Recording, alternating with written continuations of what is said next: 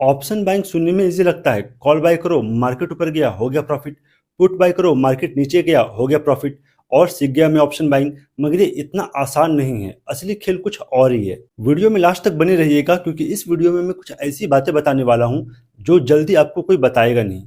मगर वीडियो को शुरू करने से पहले डिस्क्लेमर बिल्कुल क्लियर है कि ये वीडियो सिर्फ एजुकेशन और इन्फॉर्मेशन पर्पस के लिए है। हम आपको फाइनेंशियल मार्केट में ट्रेड करने के लिए ना ही मोटिवेट कर रहे हैं और ना ही डिमोटिवेट कर रहे हैं। हम सिर्फ आपको एजुकेट कर रहे हैं। इसे फाइनेंशियल या इन्वेस्टमेंट एडवाइस ना समझें। जब भी आप ऑप्शन बाइंग करते हैं तो तीन बातें हो सकती है। या तो मार्केट ऊपर जाएगा, या तो मार्केट साइडवेज रहेगा, यानी कि ना ऊपर जाएगा ना नीचे जाएगा, या फिर मार्केट डाउन जाएगा। अब ऑप्शन बाइंग को और इस वीडियो को अच्छे से समझने के लिए हम कुछ एग्जांपल लेते हैं।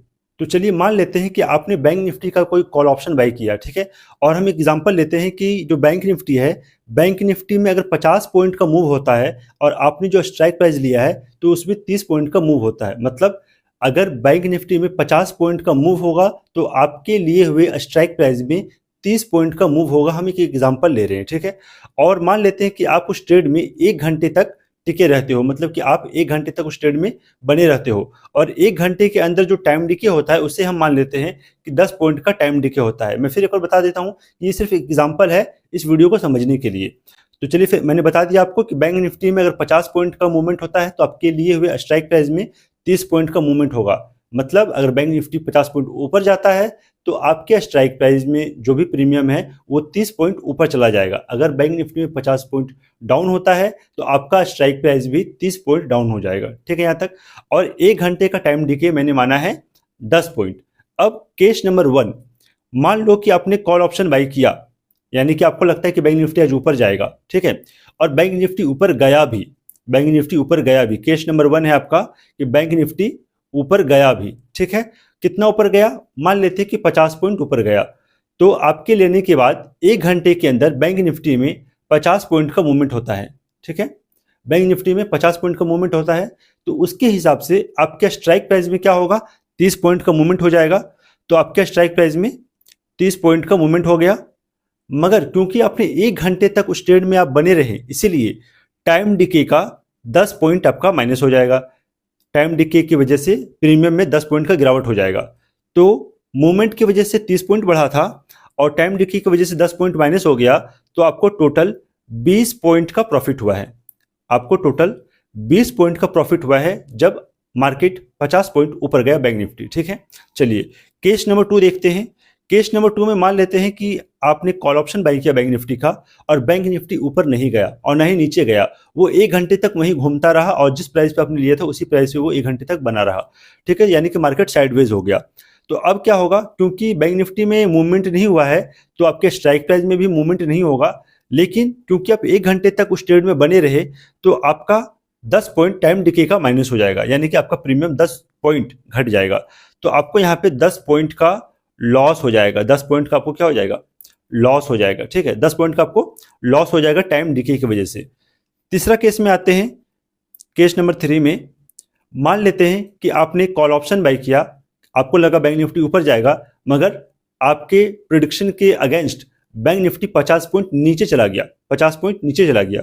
अब देखिएगा, क्योंकि बैंक निफ्टी 50 पॉइंट नीचे गया है तो आपका जो स्ट्राइक प्राइस है, मैंने बताया था कि हर एक 50 पॉइंट पे 30 पॉइंट का आपका स्ट्राइक प्राइस में मूवमेंट होता है। तो आपका जो स्ट्राइक प्राइस है उसमें 30 पॉइंट का गिरावट हो जाएगा, आपके प्रीमियम में 30 पॉइंट का गिरावट हो जाएगा। और क्योंकि आप उस ट्रेड में 1 घंटे तक बने रहे तो आपका 10 पॉइंट और माइनस होगा, यानी कि यहाँ पे आपको 40 पॉइंट का लॉस हो गया। यहाँ पे आपको 40 पॉइंट का क्या हो गया? लॉस हो गया। अब इन तीनों केस को एक बार कंपेयर कीजिए, ठीक है। आप देखिए, केस 1 में जब बैंक निफ्टी आपके प्रोडिक्शन के अनुसार 50 पॉइंट का मूव दिया था तो 50 पॉइंट के मूव होने की वजह से आपको 30 पॉइंट का प्रॉफिट होना चाहिए था, मगर टाइम डिके की वजह से आपको मात्र 20 पॉइंट का प्रॉफिट हुआ। मतलब टाइम डिके ने आपके ट्रेड से आपके जो प्रॉफिट के चांस है उस प्रॉफिट को मिनिमाइज कर दिया। टाइम डिके ने आपके प्रॉफिट को कम कर दिया, ठीक है, पहला केस। दूसरा केस में मार्केट ना ऊपर गया ना नीचे गया, फिर भी टाइम डिके की वजह से आपको 10 पॉइंट का लॉस हुआ है। तीसरे केस में आपके प्रोडिक्शन के अगेंस्ट गया, आपको 30 पॉइंट का लॉस होना चाहिए था, मगर टाइम डिके की वजह से आपको 40 पॉइंट का लॉस हो गया, ठीक है। कहने का मतलब यह है फ्रेंड्स कि आपको 3 में से 2 केस में लॉस हो रहा है। आपको पहला केस में आपको प्रॉफिट हो रहा है, दूसरे केस में आपको लॉस हो रहा है और थर्ड केस में भी आपको क्या हो रहा है? लॉस हो रहा है। तो आपको 3 में से 2 केस में लॉस हो रहा है, यानी कि आपके जो लॉस के जो चांसेस हैं वो 2/3 है, 2/3 है, और आपकी जो प्रॉफिट के चांस है वो 1/3 है। यानी कि अगर हम कहें इसको परसेंटेज में, तो आपको 66% के अप्रॉक्स में 66% के अप्रॉक्स में चांस है कि आप ऑप्शन बाइंग में लॉस करोगे। ऑप्शन बाइंग में आप लॉस करोगे, इसका चांस 66% अप्रॉक्स है। ये 66% कहीं लिखा हुआ नहीं है, हमने जो अभी एग्जांपल लिया है उसके अकॉर्डिंग 2/3 चांस है कि आपको लॉस होगा। तो 2/3 को जो हम परसेंट में चेंज करेंगे तो 66% अप्रॉक्स आपको चांस है कि लॉस होगा। अब लॉस होने का कारण क्या है फ्रेंड्स? तो लॉस होने का जो सबसे बड़ा कारण है वो है टाइम डिके। जब आप सही होते हो, जब आप सही होते हो और आपको प्रॉफिट होना होता है, तो आपके प्रॉफिट को भी ये मिनिमाइज कर देता है, आपके प्रॉफिट को ये कम कर देता है। तो मतलब अगर हम सही भी हैं तो हमें उतना प्रॉफिट नहीं होगा जितना होना चाहिए था। क्यों? टाइम डिके की वजह से, क्योंकि समय आपके अगेंस्ट है। ठीक है। और अगर मार्केट साइडवेज होता है, हम गलत नहीं है, मार्केट साइडवेज है, न ऊपर गया न नीचे गया, मार्केट साइडवेज है, हमारी गलती नहीं है, ना ही हमारा प्रेडिक्शन गलत हुआ है, फिर भी टाइम डिके की वजह से हमें 10 पॉइंट का लॉस हो जाता है। और थर्ड केस में जब हम गलत होते हैं तो गलत होने की वजह से हमें 30 पॉइंट का लॉस होना चाहिए था, मगर टाइम डिके ने हमारे लॉस को मैक्सिमाइज कर दिया, हमारे लॉस को 10 पॉइंट और बढ़ा दिया, यानी कि 40 पॉइंट का लॉस हो गया। इसलिए मैं कहता हूं फ्रेंड्स कि जो ऑप्शन बायर है, ऑप्शन बायर के लिए टाइम डिके एक बहुत बड़ा दुश्मन है। टाइम डिके की वजह से आप अगर सही भी होते हो तो आपका प्रॉफिट कम हो जाता है, और अगर जब आप गलत होते हो तो फिर गलत होते ही हो, और टाइम डिके आपके लॉस को और ज़्यादा बढ़ा देता है। तो फ्रेंड्स, देखा आपने कैसे टाइम डिके आपके प्रॉफिट को कम करता है और आपके लॉस को बढ़ा देता है टाइम डिके की वजह से। इसलिए ऑप्शन बाइंग में पैसे कमाना बहुत ही मुश्किल है, क्योंकि टाइम डिके आपके फेवर में नहीं है। ऑप्शन बायर के लिए टाइम डिके उसके फेवर में नहीं है, ऑप्शन बायर के लिए टाइम डिके उसका सबसे बड़ा दुश्मन है। और फ्रेंड्स, मैं यही कहना चाहूँगा कि जिस खेल में समय ही आपका साथ ना दे, जिस खेल में समय ही आपका साथ ना दे, उस खेल में आप कब तक टिके रहोगे, कब तक जीतते रहोगे? इसलिए फ्रेंड्स, ट्रेड करना है तो वैसा ट्रेड कीजिए जिसमें जीतने के चांस ज़्यादा हो, जिसमें प्रॉफिटेबल होने के चांस ज़्यादा हो। ऑप्शन बाइंग में तो साफ हमने अभी एग्जांपल से देखा कि 66% चांस तो हमारे हारने के ऑलरेडी बने हुए हैं। मतलब ऑप्शन बाइंग एक ऐसा सिस्टम है जिसमें कि आपके हारने के ही चांस ज़्यादा हैं। तो क्या हम ऑप्शन बाइंग नहीं करें? देखिए, मैं आपको ये नहीं कह रहा हूँ कि आप ऑप्शन बाइंग मत करो, और ना ही मैं ये कह रहा हूँ कि आप ऑप्शन बाइंग करो।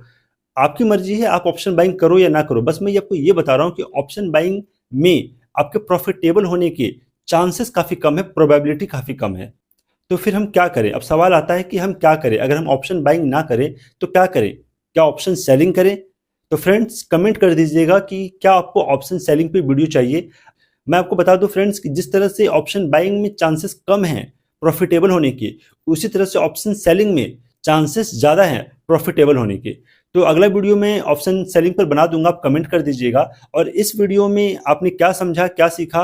अगर कहीं पे आपको डाउट है तो आप अपना डाउट को कमेंट में कर सकते हैं, और अगर आपको किसी पॉइंट पे समझ में नहीं आया तो वो भी आप कमेंट कर सकते हैं, मैं रिप्लाई जरूर करूंगा। और अगला वीडियो अगर आपको किसी खास टॉपिक पे चाहिए, या फिर कोई खास टॉपिक है जो आपको समझ में नहीं आ रहा है, तो आप कमेंट कर दीजिएगा, मैं उस पर वीडियो बना दूंगा। तो उम्मीद करता हूँ फ्रेंड्स कि आपको ये वीडियो पसंद आया होगा। अगर वीडियो पसंद आया तो वीडियो को लाइक जरूर कीजिएगा, और हमारे चैनल को सब्सक्राइब कर लीजिएगा, कि आने वाली वीडियोज़ में मैं बहुत सारी चीज़ें आपको ऐसे बताने वाला हूँ जो आपको ट्रेडिंग में और आपके फाइनेंशियल लाइफ में बहुत काम आएगी। तो मिलते हैं फ्रेंड्स नेक्स्ट वीडियो में, तब तक के लिए धन्यवाद।